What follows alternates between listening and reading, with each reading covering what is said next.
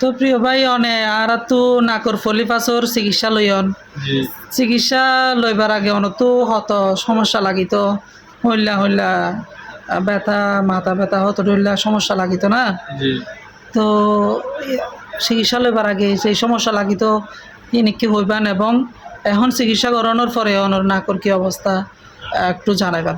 জি চিকিৎসা করিবার আগে একদম মাথা হরাইতেও আমাদের খোয়া হরাইতেও এই সব পর্যন্ত বানিয়ে দিতে এই আল্লাহ আল্লাহ রহমত চেষ্টা করিবা যে নিয়ে এসে তাহলে হলে সুন্দরভাবে তো এই মাথা হরাই নিয়ে আগে নিঃশ্বাস বেশি জানতাই তো জি তো ভাইয়ের ওয়াইফের পাল্লা চিকিৎসা করছিলাম দে জি তো ভাইয়ের ওয়াইফ এখন কেন আছে?